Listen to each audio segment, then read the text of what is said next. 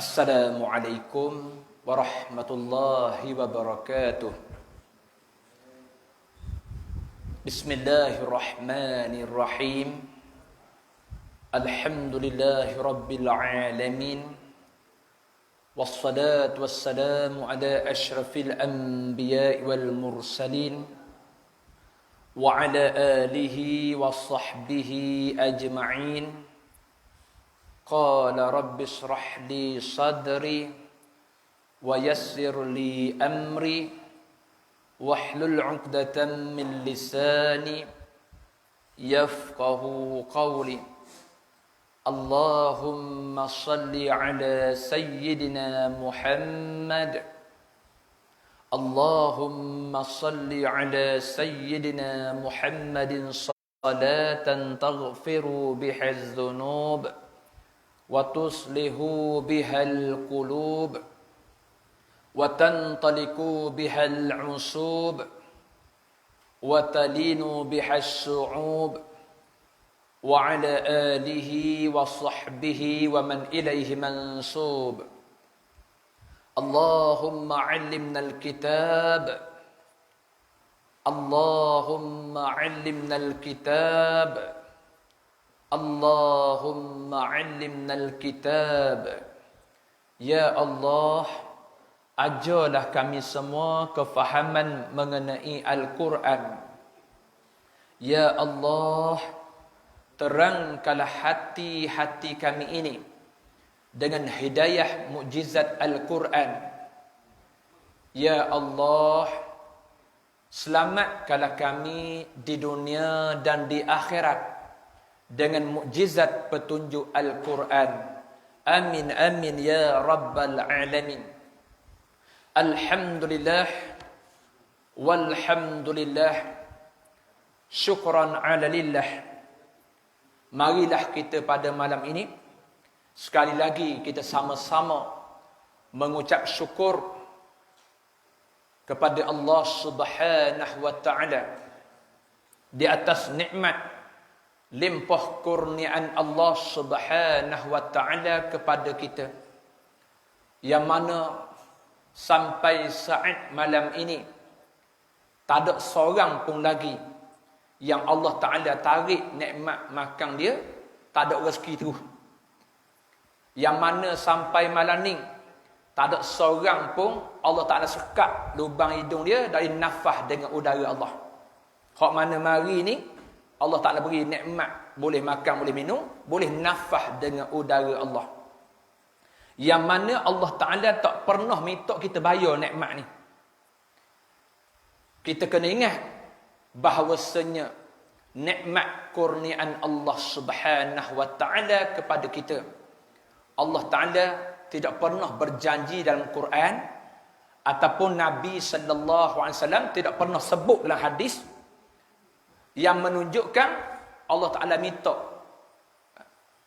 dibayar ataupun minta ditebus. Tak ada. Allah Ta'ala tak pernah minta bayar pun. Tapi kita orang Islam akhir zaman hendaklah kita ingat. Sebab apa? Kita dituntut supaya bersyukur. Kita dituntut supaya bersyukur. Bukannya dituntut untuk bayar. Tak ada. Hari ni kita tengok atas dunia, kita lalu highway ataupun kita lalu jalan-jalan utama, kalau kita berhenti tandas awang, nak buang air kecil pun nak bayar. Nak buang air besar, faham tak? Faham deh? Air kecil, air besar, kecil dengan berok lah. Nak buang air besar, nak buang air kecil, kena banjar tandas awang. Terlagi tandas awang batu buruk. Nak royaknya, nak buang hajat hak diri kita atas dunia, kena bayar. Tapi kita ambil nikmat Allah Ta'ala atas dunia, Allah Ta'ala tak minta pun bayar. Itu yang mana kita hendaklah bersyukur kepada Allah Subhanahu wa Ta'ala. Sebab itulah setiap kali semayang, Alhamdulillahi Rabbil Alamin, segala puji bagi Allah, Tuhan Allah sekalian alam. Allah sekalian alam, Rabbul Alamin. Allah Ta'ala sekalian alam. hak dia belaka ni. Kita puji pada Allah, puji bagi Allah kerana apa? Ni, hak dia belaka ni. Alam ni hak dia belaka. Kita pun hak dia juga. Allah Ta'ala puji. Kita kena ingat, inilah satu kalimah nak suruh manusia ni sedar kita ni ada Allah. Kalimah alhamdulillah rabbil alamin nak suruh kita sedar akhir zaman ni terutamanya. Nak suruh kita sedar, nak suruh kita nampak kita ni ada Allah. Yang mana kita kena ingat tempat terakhir, tempat kita nak balik lagi adalah kita akan menghadap Allah Subhanahu wa taala. Jadi saya pesan diri saya, muslimin muslimat, hak mari maning, ingat apa kerja buat kita atas dunia, jangan lupa Allah. Sama ada kita sedar dalam keadaan kita tidak tidur, sama ada kita tidak sedar dalam keadaan kita tidur, ingat Allah Ta'ala. Dah, orang tanya pula, dah ustaz, hak kita jaga, hak kita tak tidur ni, betul lah kita ingat Allah. Macam mana nak ingat Allah Ta'ala dalam tidur? Supaya kita ingat dia. Cara dia, yang pertama sebelum tidur, ambil air semayang, ambil wudu. Ni kaedah dia, ulama ajar. Macam mana kita nak dalam tidur kita ingat Allah. Yang pertama ambil wudu. Yang kedua baca ayat kursi. Ni cara kaedah dia. Lepas baca ayat kursi, baca 3 kul. Kul huwallahu ahad, kul a'udzu birabbil falaq, kul a'udzu birabbin nas. Paling kurang sekali. Dan yang terakhir baru baca doa tidur. Bismikallahumma ahya wa amutu. Dengan nama Allah aku hidup dan mati. Barulah dia kira tidur itu dengan Allah. Bismikallahumma ahya. Kita dengan sebut dengan nama Allah. Bismikallah. Dengan nama Allah aku hidup dan aku mati. Humma ahya wa amutu. Nak royaknya, siapa-siapa yang amal baca doa tidur, maka dikira dia itu dikira tidur bersama. Dia itu bersama-sama dengan Allah.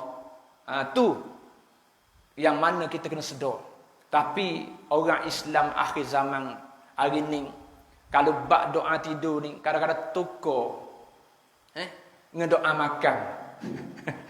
Doa tidur tukar dengan doa makan. Sebab saya ada anak buah saya, dia perangai anak buah ni gini. Kalau kita makan ramai-ramai, bila hidang, kita suruh dia baca doa. Dia mari debuk. Ustaz ni ada, tok guru ni ada, tok guru ni. Kita baca doa makan. Kita tunjuk dia. Siap. Bila kita tunjuk dia, Allahumma barik lana. Maknanya, hak baca tu betul lah doa makan. Tapi, bila temu dengan orang-orang ustaz, tok guru ni, doa makan tukar doa tidur. Nak royaknya, ingat, bila tukar tu menunjukkan kita ni dok biasa amal. Bila kita biasa amal dok tukar dah. Doa tidur bismikallahumma ahya wa amutu. Doa makan Allahumma barik lana. Nak kabarnya di sini, biarlah kita jadi orang yang sentiasa beramal. Amal selama baca doa dengan ayat kursi dengan 3 kul. Supaya apa? Waktu jaga pun kita ingat Allah, waktu tidur pun kita ingat Allah. Tu sebagai muqaddimah ni. Oleh kerana sudah lama saya tidak mari kuliah di surau Pok Sohok ni, mari-mari tengok, macam ke surau ni, surau yang orang kata orang bukan surau Pok Sohok tu. Besarnya, tingginya, mewahnya, lampu penuh atas kepala. Tiang pun tak ada. Ni pelik ni, unik ni. Surau tak ada tiang. Nak kabarnya setahun lebih dah mai kuliah sini. Covid start bulan 3 ni, habis bulan 3 bulan. Setahun lebih dah. Jadi insya-Allah dah.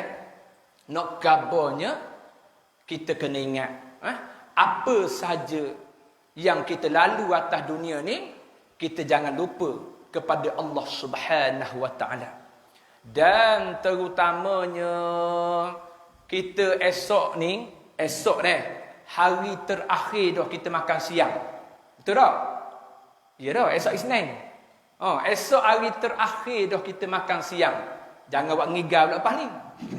Tak boleh kira. Lama tak puasa ni. Ngigau pula. Esok hari terakhir dah kita makan siang. Oleh itu, kita kena ingat, semakin dekat kita dengan pintu Ramadan, start malam ni, jangan lupa doa minta dengan Allah Ta'ala. Yang pertama, doa minta sihat tubuh badan. Start malam ni. Sebab apa? Esok lusa nak puasa ni. Yang pertama, doa minta sihat tubuh badan. Allah ma'afini fi badani, Allah ma'afini fi sam'i, Allah ma'afini fi basari. Ya Allah, sihatlah tubuh badanku. Ya Allah, sihatlah pendengaranku. Ya Allah, sihatlah dengan mata aku. Nak royaknya apa? Kita kena minta doa dengan Allah Ta'ala, sihat tubuh badan. Yang kedua, start malam ni, minta doa dengan Allah Ta'ala, panjang umur, biar dan perhabis puasa Ramadan tahun ni dengan sempurna. Yang pertama, minta sihat tubuh badan. Yang kedua, minta panjang umur, biar kita boleh melaksanakan puasa Ramadan tahun ni dengan sempurna, insya-Allah. Kerana apa sebut nombor 2 ni? Kerana 2-3 minggu lepas saya sebut di flat Gelong Bila, masjid flat Gelong Bila, saya sebut dah di nu. Malam ni saya sebut sekali lagi. Sebab apa suruh minta nombor 2 ni? Sebab tahun depan kita tak tahu lagi kita ni dang kedok. Mintalah tahun ni sungguh-sungguh. Tahun depan tak tahu Ramadan tu dang kedok dengan kita. Sebab saya perhati hak mari ni, ada dah hak tak ada, ada dah hak mati. Betul tak? Nak kabarnya, sebab itulah dalam beramal ni kita kena buat sungguh-sungguh. Dalam buat amal ibadah, dalam semayang, biar kena buat sungguh-sungguh. Sebab tak tahu lagi tahun depan dang kedok dengan kita. Oleh itu, nombor 2, jangan lupa minta umur panjang. Sihat tubuh badan nombor 1, umur panjang, biar dang perhabis puasa tahun ni. Nak buat amal dengan sebaik-baiknya. Yang ketiga, minta start malam ni, minta kenapa nombor 3? Minta kita ni istiqamah. Dalam puasa istiqamah, dalam semayang tarawih istiqamah, dalam zikir istiqamah, dalam baca Quran istiqamah. Hak ni kita nak. Sebab apa? Istiqamah ni penting. Kita bimbang. Kalau kita tak doa, minta dengan Allah Ta'ala istiqamah, kita bimbang. Kita jadi orang yang beribadah, orang yang sembahyang bermusing. Nombor 3 ni. Orang yang sembahyang bermusing. Ibadah dia bermusing. Sebab apa dia kata bermusing? Dia pergi surat tanya sembahyang tarawih. Tu orang panggil bermusing tu.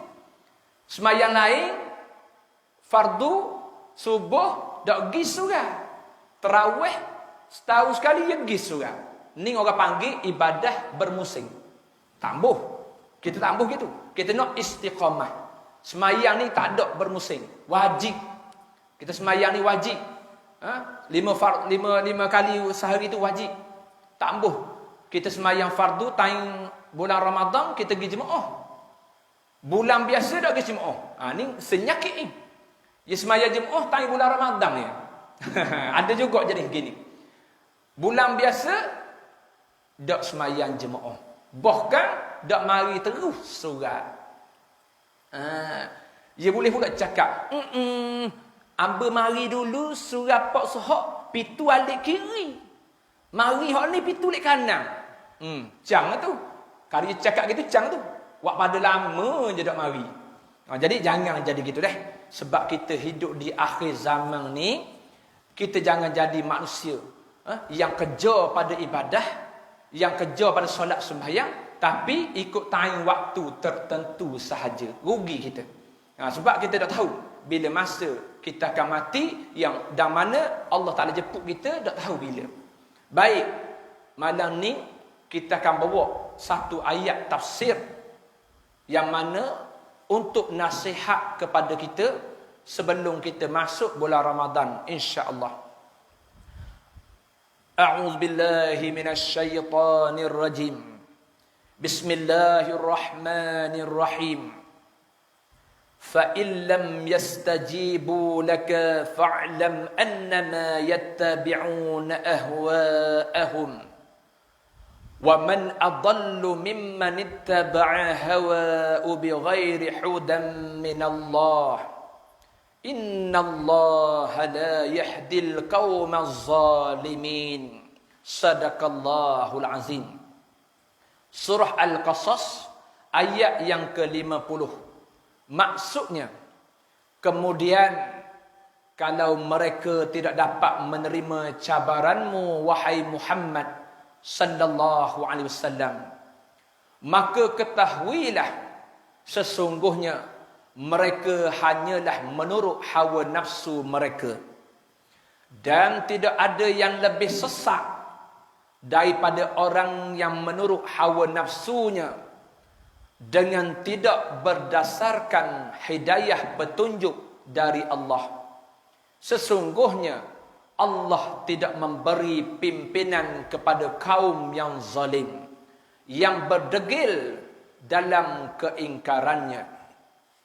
Baik, ayat surah Al-Qasas ayat yang ke-50 ni menerangkan kepada kita bahawasanya kita orang Islam akhir zaman ni, cabaran yang paling besar di akhir zaman ni ialah apabila manusia kita semua ni meninggal akan petunjuk daripada Quran. Yang mana kita orang Islam ni akhir zaman ni meninggalkan hidayah petunjuk daripada Allah Subhanahu wa taala, iaitu petunjuk Al-Quran dan sunnah Nabi sallallahu alaihi wasallam. Sebab itulah ayat ni kata fa illam yastajibu laka, wahai Muhammad, kalau manusia tidak menyahut seruan kamu, kamu ajar dia tak mau ikut, kamu panggil dia tak mau dengar, yang mana fa'lam annama yattabi'una ahwa'ahum, kamu kena reti, kamu kena faham bahawa orang ini sedang menurut hawa nafsunya. Jadi manusia ni, bila manusia tidak ikut akan Nabi sallallahu alaihi wasallam, dia kena ingat waktu tu dia sedang mengikut hawa nafsu dia. Orang yang dak ikut ajaran Nabi sallallahu alaihi wasallam, dia sedang mengikut hawa nafsu dia. Jadi hak ni lah kita kena ingat. Sebab apa? Sejak zaman mula-mula dunia ni tercipta sampailah kepada hari kiamat, kita kena ingat kedudukan manusia ni ada dua je. Start zaman mula-mula dunia ni diciptakan oleh Allah, sampailah ke kiamat, kedudukan manusia ni ada dua. Syarah ayat ni kata ada dua. Kedudukan manusia ini ada dua keadaan sahaja. Yang pertama, ikut Nabi, ikut Rasul. Ni nombor satu. Kedudukan yang pertama, manusia yang ikut Nabi, yang ikut Rasul. Yang kedua, manusia yang tak ikut Nabi, tak ikut Rasul. Dia ikut kenapa? Ikut hawa nafsu. Ni, dua perkara yang kita kena ingat di akhir zaman. Dan hari ni, dua perkara ni kita tengok contoh ni depan mata kita hari ni. Manusia yang tak ikut Nabi, manusia yang tak ikut Rasul, sesungguhnya golongan ni dia ikut hawa nafsu. Nabi tak ikut, Rasul tak ikut. Bila Nabi tak ikut, Rasul tak ikut, menunjukkan dia ni ikut hawa nafsu. Yang mana hawa nafsu ni disebut dalam syarah ayat ni ialah datangnya daripada iblis dan syaitan. Tok guru dia ada. Tok guru dia ialah iblis dan syaitan. Yang mana kita kena ingat, kita manusia semua ni, semua ada hawa nafsu. Ingat hak tak ada hawa nafsu ialah malaikat Allah Subhanahu wa taala. Malaikat tak ada hawa nafsu. Manusia semua ada hawa nafsu. Dah boleh buang dak hawa nafsu? Tak boleh. Hawa nafsu dah dibuang sebab dia sifat yang Allah Taala buat pada manusia. Nak buang cokeh macam buang jantung tak boleh. Nak cokeh buang macam mata. Buang mata. Tak boleh. Hawa nafsu tak dibuang gitu. Nak cokeh macam kita buang sebelah telinga. Tak boleh. Sebab dia sifat. Bukan benda hok tepek. Kalau telinga kita kerak, tak ada sebelah. Hawa nafsu tak dikerak. Ingat Mata, 2 tip. Nak buang sebelah. Sebab apa? Sebab mata rosak. Bahang cimanih. Orang lain cimanih 8, 9. Dia timbang air tebu sama air gula semua. Air kecil 20. Bacaan gula dalam darah 20. Sampai jadi punah mata. Buang sebelah. Menunjukkan mata boleh buang. Hawa nafsu dah boleh buang. Cuma Nabi kata apa? Hawa nafsu ni perlulah kita tarbiyah. Perlulah kita didik hawa nafsu tu. Kita kena didik hawa nafsu kita. Kita kena tarbiyah hawa nafsu kita. Nak buang dah boleh. Tu. Sebab itulah hari ini menjadi ujian kepada kita orang Islam akhir zaman. Terutamanya bulan Ramadan kayak gini. Ujian yang ada pada kita semua ialah hawa nafsu. Yang mana kita akan diuji bila masuk Ramadan lagi dengan kuih, dengan nasi, dengan lauk hok sedap-sedap, dengan air hok sedap-sedap. Waktu tu hawa nafsu kita mari macam-macam. Sebab itulah jangan pelik. Bila bulan puasa ni kita jadi mengaruk lebih daripada puang ngidam lagi. Sungguh bulan puasa ni dah apa jadi mengaruk gitu ustaz? Hawa nafsu tu. Dia mari nak makan dan ni ondai-ondai. Mari nak makan teri mandi. Mari nak makan apa ni pulut kuning. Mari ngidang cendol. Hawa nafsu laka tu. Lebih pada puang ngandung ni. Itu dia panggil hawa nafsu. Yang mana kita kena tarbiyah. Kena didik nafsu kita. Jangan jadi hawa nafsu syaitan. Jangan jadi hawa nafsu yang turut segala kemahuan membazir. Bila membazir, syaitan lalu dah. Sebab itulah kita disuruh oleh agama kita tundukkan hawa nafsumu. Tarbiyahkan hawa nafsumu. Supaya hawa nafsu tidak menyesatkanmu kepada jalan yang fasik, dosa dan maksiat. Warasatul anbiya. Kena ikut para alim ulama, tok guru kita hak bawa Islam, hak ajar kepada kita ajaran Nabi, ajaran Rasul sallallahu alaihi wasallam. Kena ikutlah. Tapi nak buat guna hari ini akhir zaman, tok guru dia lawan.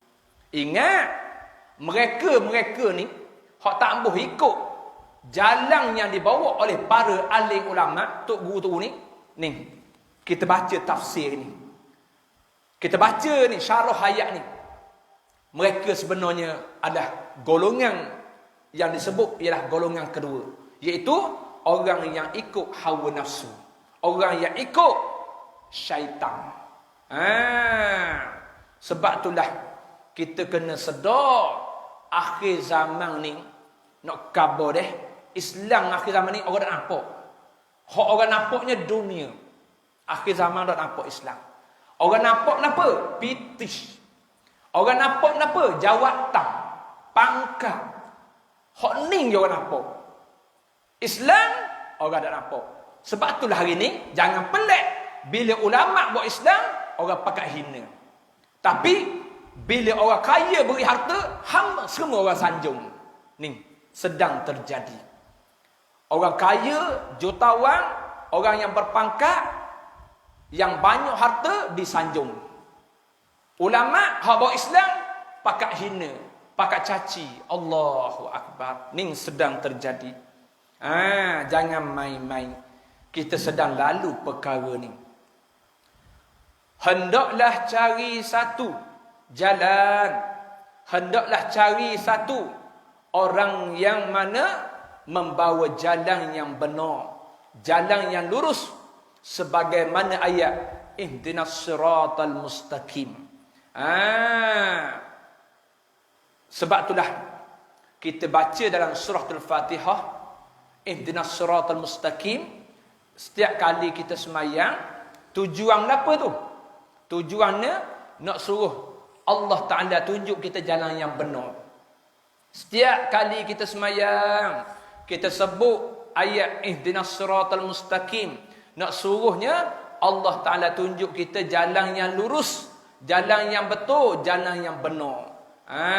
Kita pandai baca dalam surah Al-Fatihah. Jadi, bila kita baca dalam surah Al-Fatihah, kita kena ingat. Kena ingat macam mana? Kita sebagai orang Islam akhir zaman, jalan lurus, jalan yang betul ni, supaya kita tidak sesat.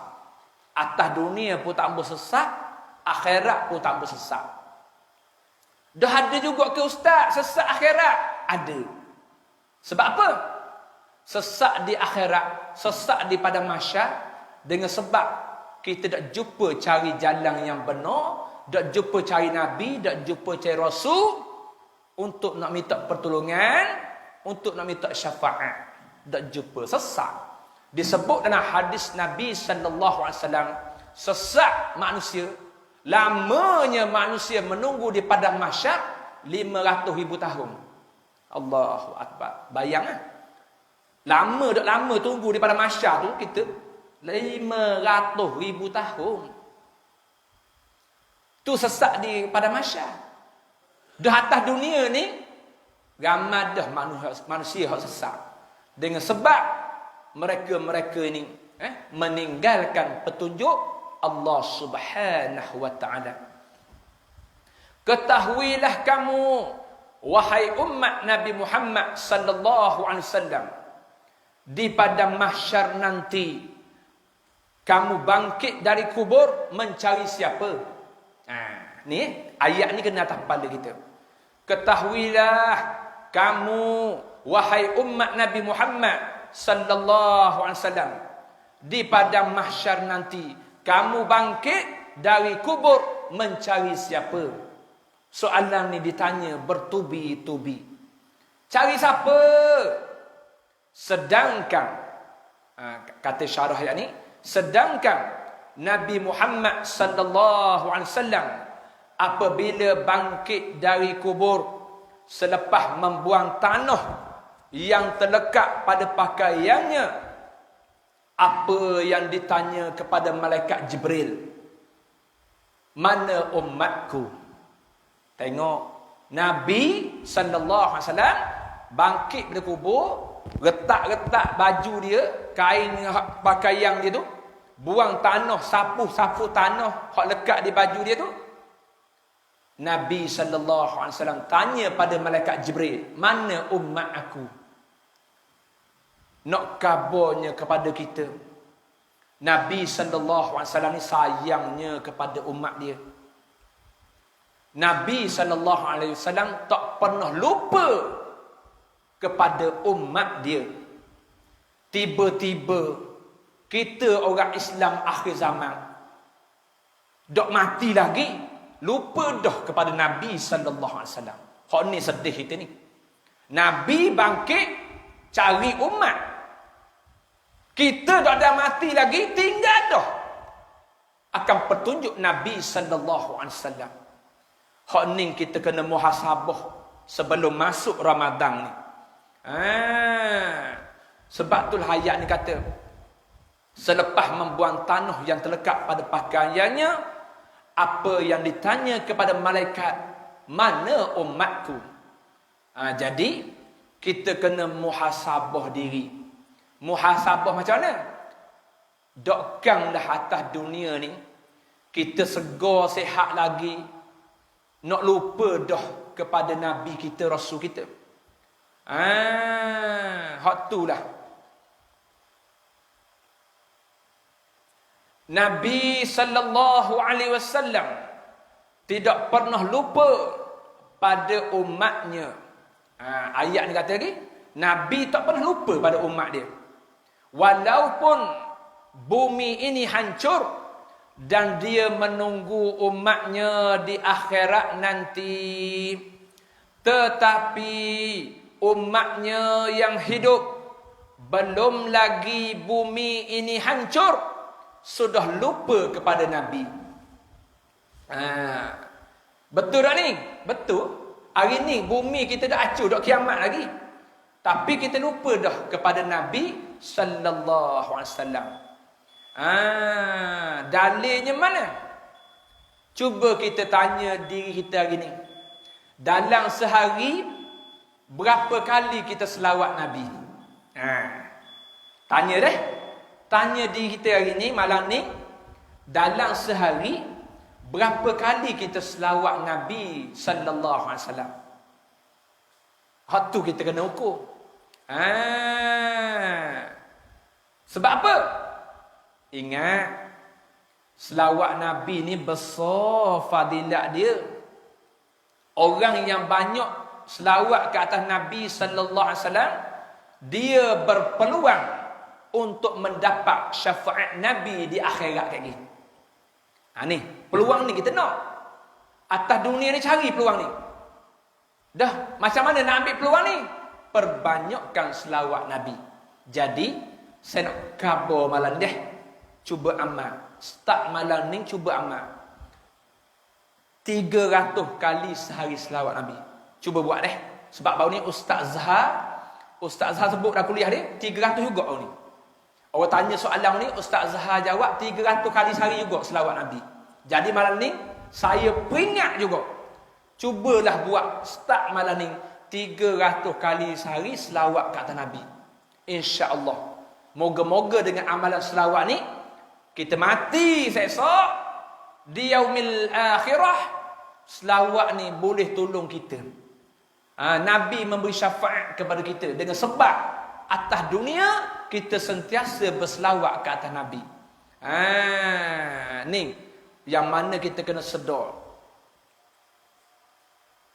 Bahkan kata ayatnya lagi, bahkan ada yang tinggalkan wasiat Nabi dalam kehidupan. Ayat yang terakhir kata, bahkan ada yang tinggalkan wasiat Nabi dalam kehidupan. Tinggal guana ni, tinggal bermakna kita dak beramal dah dengan sunnah Nabi sallallahu alaihi wasallam. Kita dak pakar dah akan hadis Nabi sallallahu alaihi wasallam. Itu maksud dia.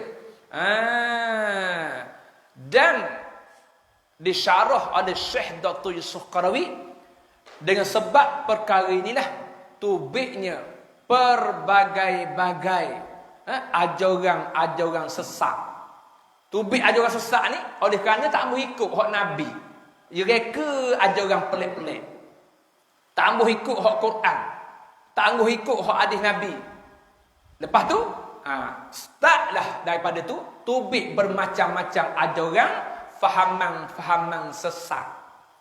Untuk makluman hak mari surah Fussilat malam ni, di Terengganu kita ni ada pula satu kes yang dalam siasatan ketua polis marang kita, tubik pula ajaran sesat kampung kita ni. Yang mana bukti berlaku minggu lepas, depan saksi-saksi yang tengok ajaran ni pelik ni. Dia cium daripada kepala sampai ibu kaki kena cium ke tok guru tu. Cium kepala, cium tangan, last sekali kaki. Cium juga, rapat ke tanah.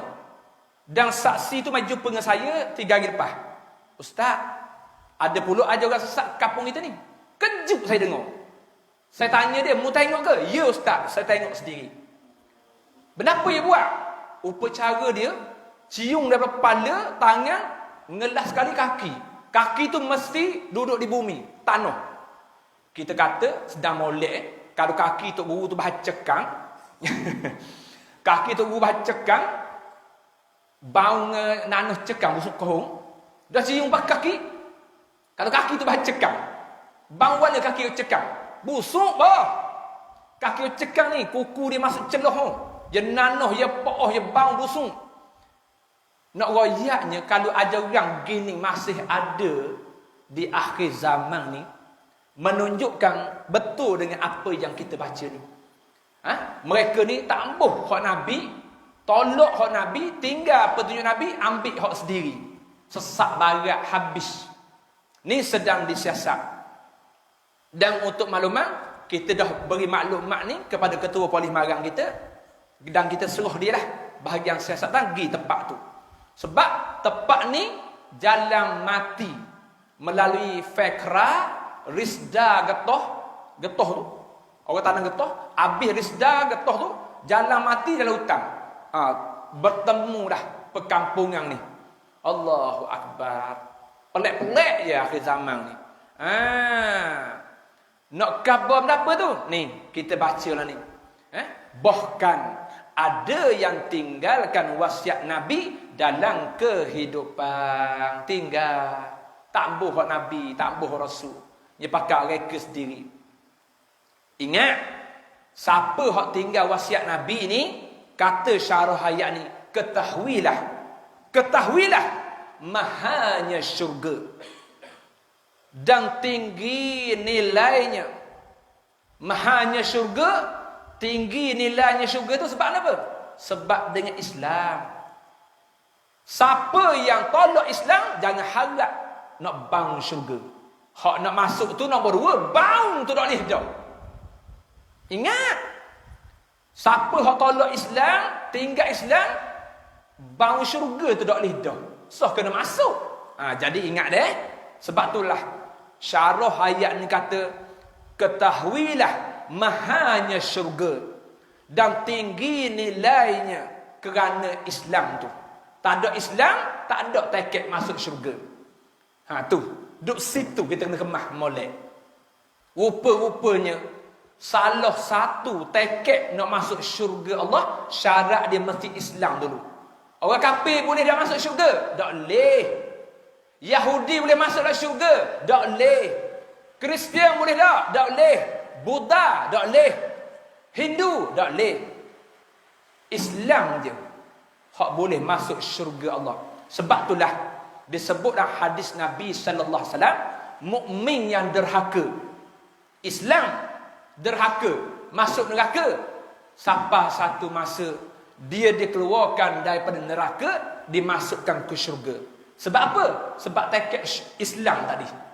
Dia Islam tapi melakukan dosa besar. Dia Islam tapi ada buat maksiat kemungkaran. Masuk dalam neraka dulu, lepas tu Allah Ta'ala keluarkan dia dari neraka, masuk syurga. Sebab apa dia ada peluang untuk masuk syurga? Sebabnya atas tiket Islam. Kalau kafir, balik awal. Sebab itulah, ingat deh, jaga molek Islam tu. Sebab ni tiket kita.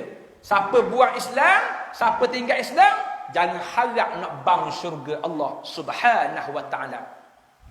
Tengok dak baru ni, dalam keadaan kita diuji dengan wabak COVID-19, tiba-tiba muncul hamba Allah, seorang manusia, duk kondeng isu murtad, duk cakap perlekeh murtad, duk main-main senda-senda bab hukum-hukum murtad. Astaghfirullahalazim. Ngaku Islam tu, IC Islam lagi tu, tiba-tiba duk live di Facebook, media sosial, duk bahas, duk cakap, duk pelekeh, duk hina tentang murtad, dan dia istihad diri dia sendiri. Tahu tak siapa dia? Tahu tak? Sajak. No Sajak, sekejap lelaki sekejap puang tu, boleh dia cakap tentang isu murtad, mempermain-main isu murtad, hina, duk nganying ke murtad. Ingat, inilah dalil yang kita kena faham apa yang berlaku di Malaysia kita.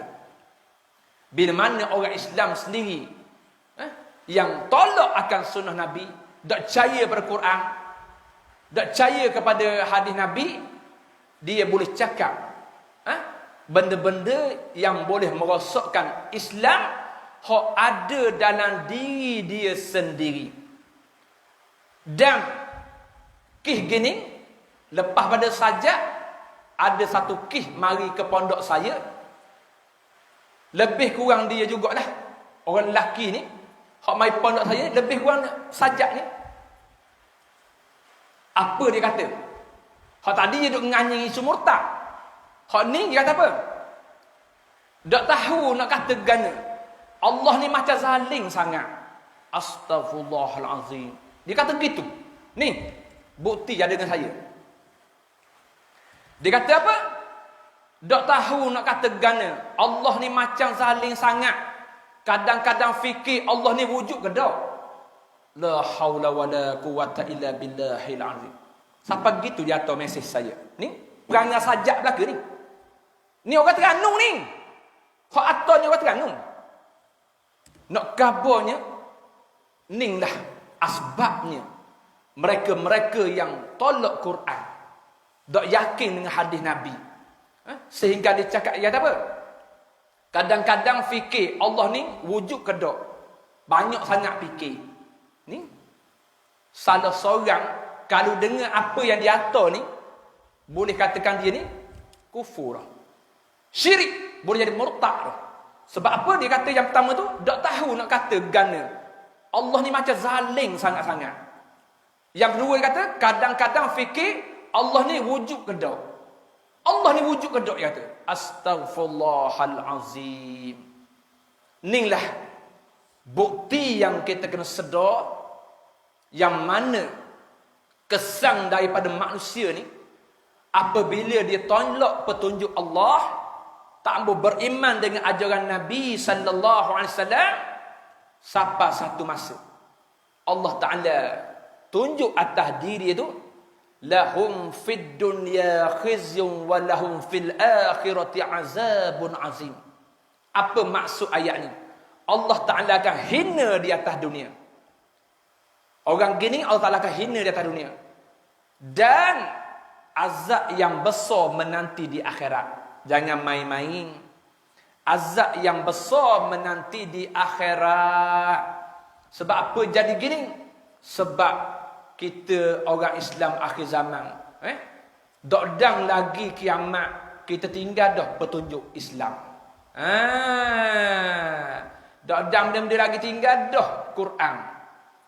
Jadi sebab itulah kita kena sedar bahawasanya umur yang berbaki ni, sihat tubuh badan ni, gunakanlah ia sebaik mungkin.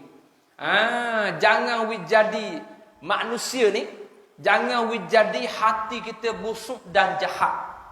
Kata ulama, bila mana menghina Islam, mengkondeng Quran, menghina akan hadis Nabi sallallahu alaihi wasallam, hatimu akan terjebak dengan penyakit hati busuk, hati mati, hati hitam. 3 kali. Hati busuk, hati gelap, busuk hitam, dan hati yang Allah Ta'ala istihar.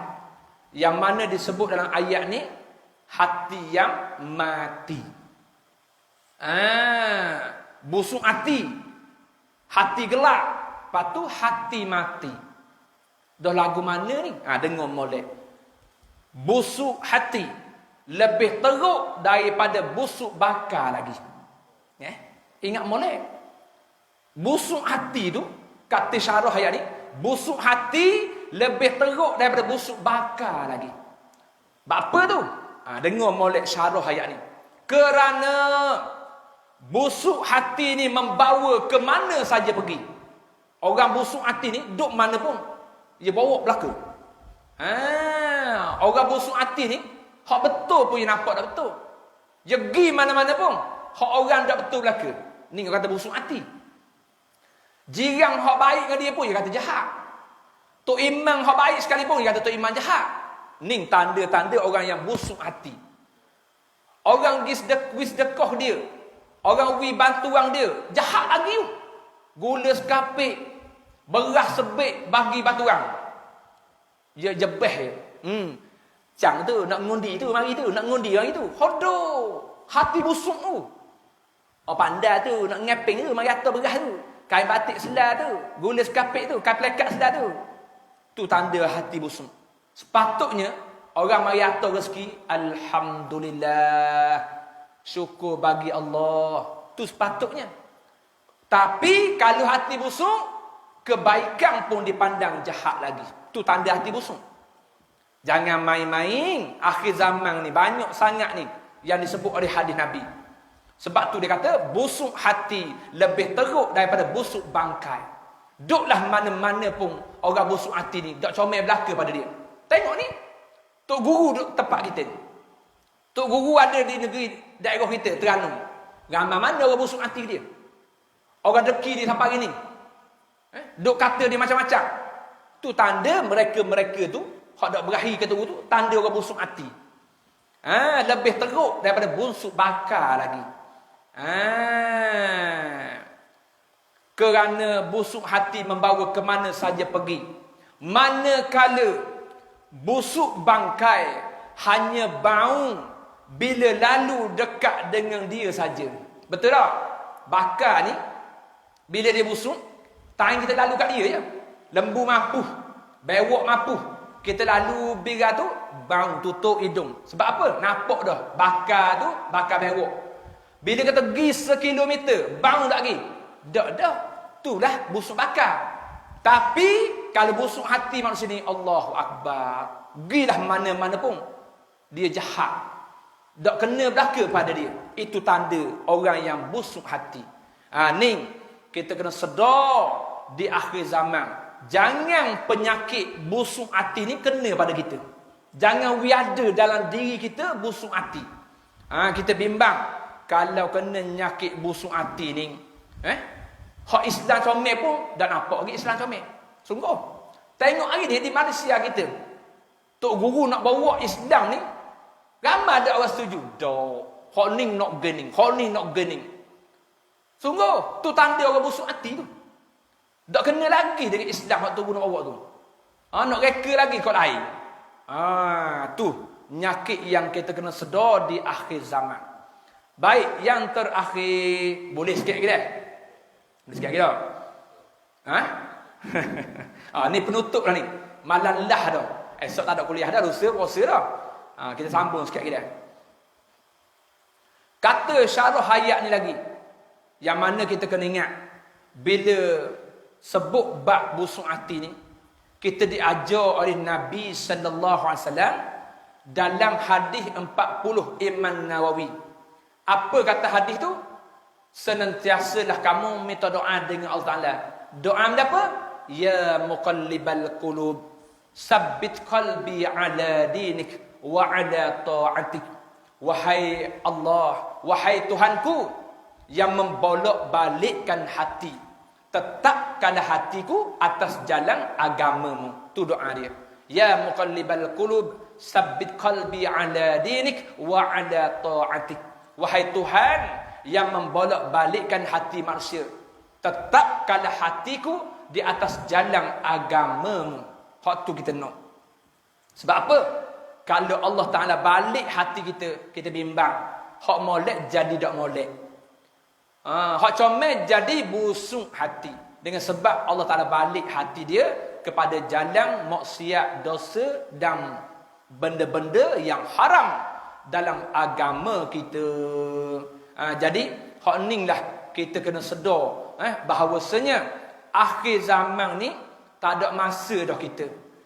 Kalau kita fikir umur kita panjang lagi, kalau kita fikir umur kita ni bertahan lagi, silap besar tu. Sungguh. Kalau kita fikir umur kita panjang lagi, bertahan lagi, silap besar. Sebab apa? Kena molek, hak segar mati dulu. Sungguh. Tak apa ustaz, hamba tak ada kecil manis.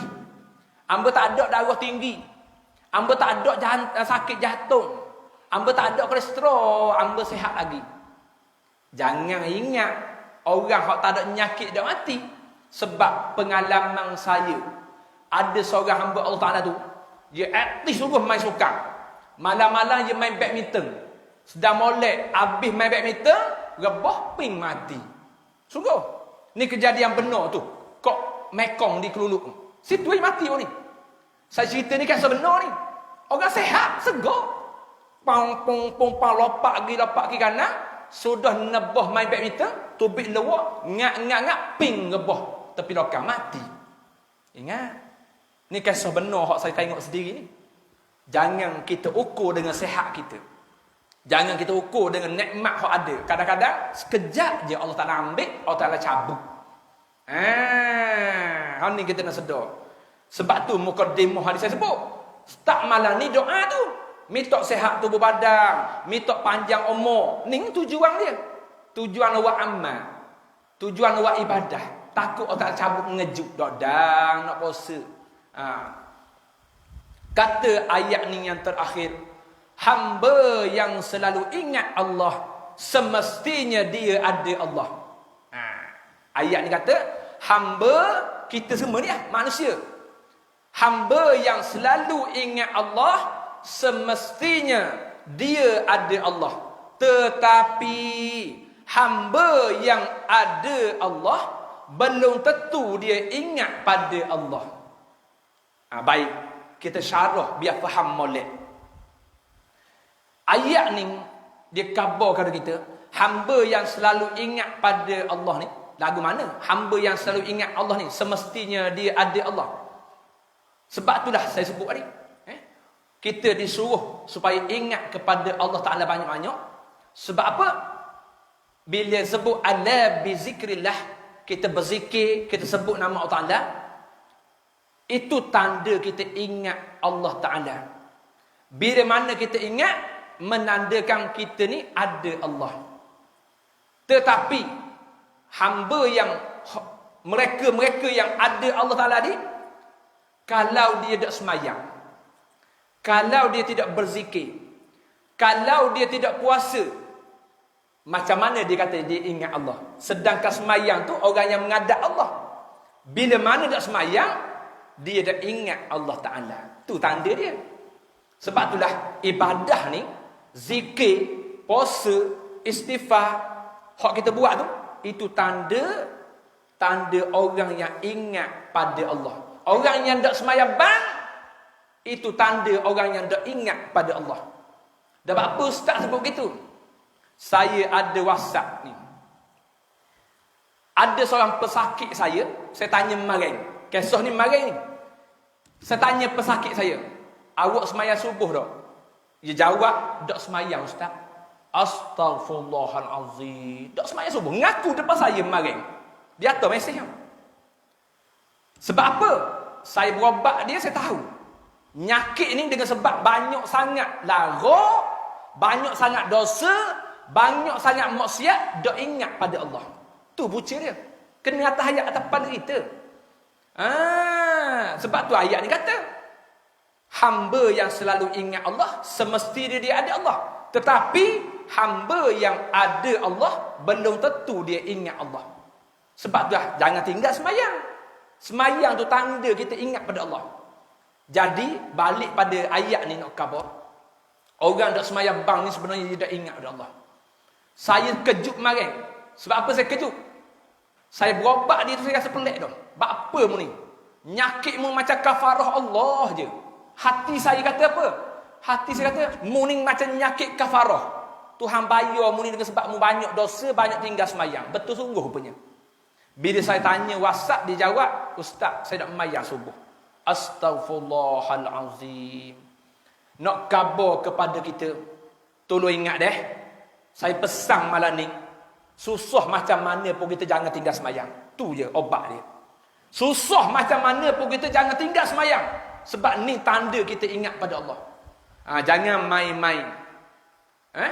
Tanda kita ingat Allah Ta'ala, kita semayang. Baik, yang terakhir, apa kata ayat ni? Kerana ramai manusia yang mengaku ada Allah tetapi lupa pada Allah. Betul tak? Betul. Ngaku ada Allah tapi lupa kepada Allah. Dia mengaku kepada Allah. Dia mengaku ada Allah tetapi dia lupa pada Allah. Dah dia ingat masa mana? Taing dia sakit. Kau tibang kayu 2 pak. Duk pasal kuda surah.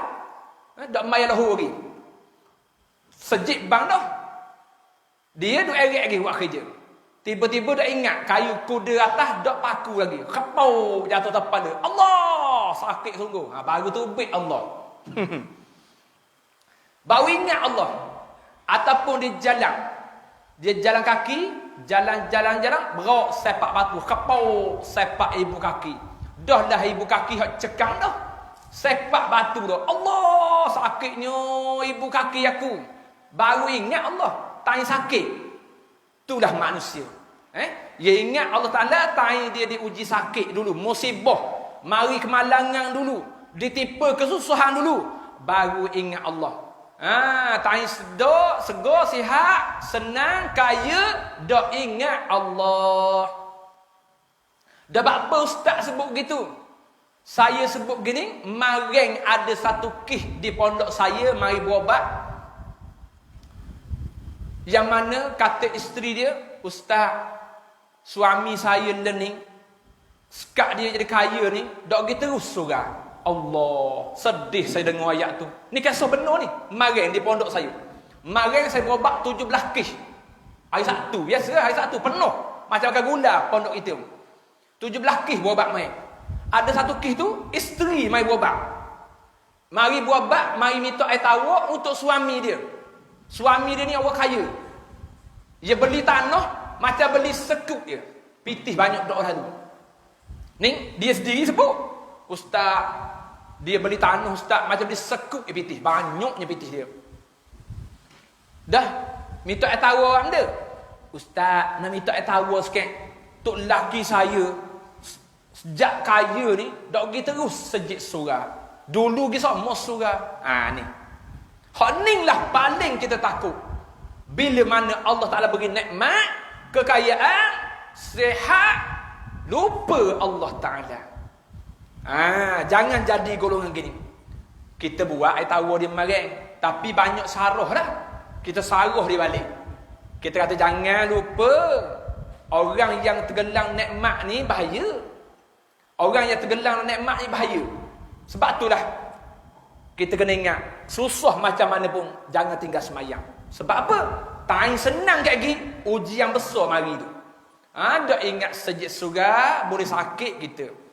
Jadi tolong pakat-pakat beringat Dan sebagai penutup, dengan ayat yang sebut ni, kerana ramai manusia yang mengaku ada Allah tetapi lupa pada Allah.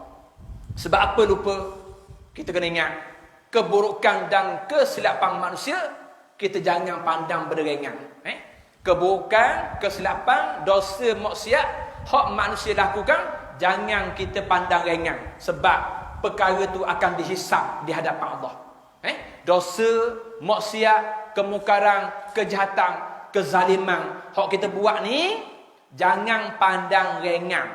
Sebab semua perkara ni akan dihisap, akan dihitung, dikira di hadapan Allah Subhanahu wa ta'ala. Jadi sebagai pesanan yang terakhir sebelum kita masuk Ramadan esok lusa, saya nasihatkan diri saya, muslimin muslimat hak mari ni, jangan lekang, jangan tinggal ibadah yang mana Allah Ta'ala beri kita peluang ni, tolong rebut, tolong ambil peluang. Yang kedua, start malam ni, jangan lucu daripada mulut kita, beristighfar, bertaubat kepada Allah Ta'ala. Nak masuk Ramadan ni, istighfar, bertaubat kepada Allah Ta'ala. Sebab apa? Kata ulama, barang siapa yang bertaubat, beristighfar sebelum masuk Ramadan, dia telah menutup buku lama dan membuka buku baru. Maknanya Allah Ta'ala hapuskan, Allah Ta'ala ampun segala dosa dia, Allah Ta'ala beri dia buku baru, catatan baru. Jadi bertaubatlah kita sebelum masuk bulan Ramadan, insya-Allah. Baik, saya kira sekadar dulu kuliah maghrib kita kali ini. Apa yang baik itu datang daripada Allah Subhanahu taala, apa yang lemah serta kurang itu daripada diri saya, kelemahan saya sendiri. Wassalamualaikum warahmatullahi wabarakatuh. Amin. Bismillahirrahmanirrahim. Alhamdulillahirabbil alamin. Wassalatu wassalamu ala asyrafil anbiya'i wal mursalin wa ala alihi washabbihi ajma'in. Allahumma inna nas'aluka ridhaka wal jannah wa na'udzubika min sakhatika wan nar. Allahumma innaka 'afun karim tuhibbul 'afwa fa'fu 'anna ya Allah wa 'an walidina wa 'an jami'il muslimin wal muslimat wal mu'min wal mu'minat al ahya'i minhum wal amwat birahmatika ya arhamar rahimin. Ya Allah, kami madah tangan berdoa padamu malam ini ya Allah. Ampunilah segala dosa-dosa kami ya Allah. Ampunilah segala dosa kedua ibu bapa kami ya Allah. Ampunilah segala dosa anak-anak dan isteri kami ya Allah. Terimalah amalan kami ya Allah. Terimalah taubat kami ya Allah. Ya Allah, istiqamahlah kami dengan iman, Islam, ihsan dan taqwa. Ya Allah, jadikanlah kami orang yang hidup dalam keberkatan rahmat-Mu, kasih sayang-Mu ya Allah.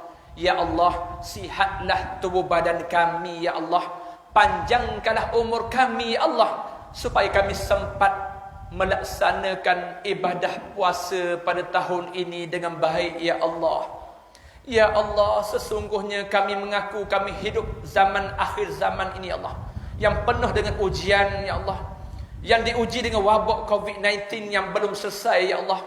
Maka kami mengangkat tangan berdoa malam ini ya Allah. Engkau angkatkanlah penyakit COVID-19 ini ya Allah. Engkau hilangkanlah penyakit COVID-19 ini di bumi ini ya Allah.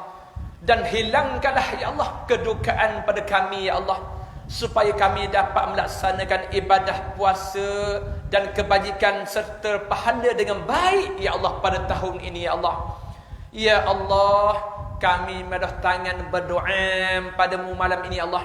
Andai kata sahabat kami, jiran kami, saudara mara kami yang hatinya masih keras ya Allah, maka lembutkanlah hati-hati mereka ya Allah, sebelum engkau mencabut nyawa-nyawa mereka ya Allah.